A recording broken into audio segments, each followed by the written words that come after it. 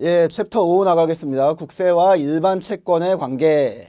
보니까 1절 보니까 국세 우선의 원칙이라는 게 있죠. 국세 우선의 원칙이라는 게 뭔지를 알기 위해서는 우리 민법상 채권의 원칙을 알아야 되는데, 민법상은요, 채권자 평등의 원칙이 대원칙입니다. 무슨 말이냐 하면, 갑이라는 사람이 거의 지금 파산 직전에 이르렀는데 이 사람 재산을 다 통틀어 봤더니 1억 원밖에 없습니다. 그런데 갑의 채권자를 봤더니 을이라는 사람도 있고 병이라는 사람도 있고 정이라는 사람도 있는데, 얘한테 3억이 있고 얘한테 3억, 얘한테 4억이 있습니다. 갑이라는 사람이 가지고 있는 재산은 1억 원밖에 없는데 지금 갚아야 될 빚이 3억, 4억, 10억 원이나 있다는 얘기예요. 그러면은 이 사람의 이 재산을 털어서 빚잔치를 해야 되겠죠. 빚잔치를 하는 방법 중에 누구한테 먼저 갚느냐, 그게 바로 우선권의 문제거든요. 우리 민법에서는 어떻게 본다? 채권자들이 전부 다 평등하다라고 본다. 그렇기 때문에 얘들한테는 어떻게 갚느냐? 1억 원을 털어서 그냥 평등하게, 뭐 요거는 5년 전에 꾼 거고 요거는 3년 전에 꾼 거고 요거는 뭐 지난달에 꾼 거다, 이런 거 같은 거, 언제 꿨는지, 담보를 어떻게 잡았는지, 이런 거 같은 거 하나도 고려하지 않고 그냥 얘한테는 30% 갚고요, 얘한테도 30% 갚고 얘한테도 40%를 갚으면 된다는 얘기입니다. 다시 말하면은 얘한테 3천만 원 갚고 3천만 원, 4천만 원. 각 채권자들은 자기 채권의 한 10% 정도의 만족만을 얻으면서 빚잔치를 하고 끝나겠죠. 이게 채권자 평등의 원칙인데, 우리 국세 우선의 원칙이라는 게 뭐냐 하면, 예를 들면 이 정이 국가예요. 그리고 이 4억 원이 국세예요. 그렇다면 을병을 무시하고 이 1억 원을 전부 다 끌어다가 얘한테 1억 원을 그냥 갚아버리고 얘들한테는 하나도 안 갚는다는 얘기죠. 물론 이제 국세도 4억 원 중에 1억 원밖에 못 받았기 때문에 3억 원의 손실이 있기는 하지만, 어쨌든 간에 얘를 우선적으로 이 채권을 보전을 해준다. 얘가 뭐인 경우에? 국세인 경우에. 그게 바로 국세 우선의 원칙입니다. 의 원칙. 이게 국세기본법에 정해져 있는 겁니다.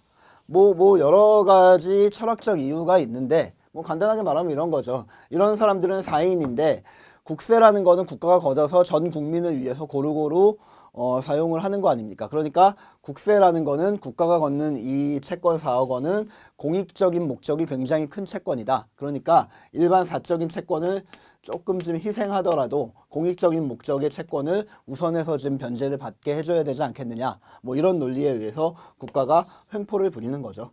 예, 국세 우선의 원칙이요. 이 국세 우선의 원칙을 배워보면 아시겠지만, 국세기본법 중에서 굉장히 어려운 부분들이 몇 개 있는데, 그거를 수험생들한테 꼽으라고 하면은 뭐 제척기간과 소멸시효, 이런 것들이 좀 헷갈린다, 국세의 성립과 확정 시기 같은 것들이 외우기가 좀 벅차다라는 분들도 있고, 그리고 두 번째로 꼽는 게 이 국세와 일반 채권의 관계, 다시 말하면 국세 우선의 원칙을 계산하고 이해하는 데 좀 힘들다라는 분들이 좀 많을 정도로 굉장히 지금 국세기본법 중에서도 난이도가 높은 부분이에요. 잘 들어두시기 바랍니다. 제가 깔끔하게 정리를 가능하면 해드리겠습니다. 자, 그럼 대표를 한번 봅시다.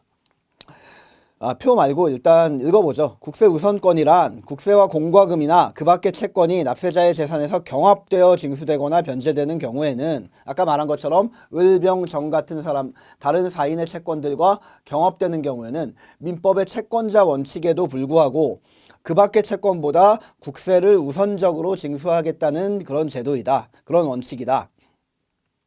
이때 국세의 징수 순서는 강제징수비와 국세의 순서로 한다. 뭐 이건 그냥 넘어가도록 하고요.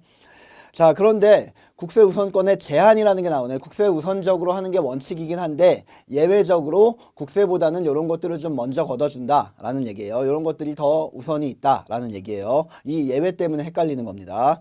1번 공익비용의 우선, 강제집행이나 경매나 파산 절차에 소요된 비용.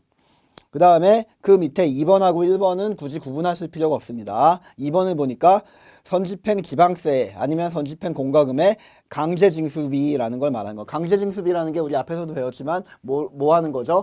압류나 공매나 뭐 집행이나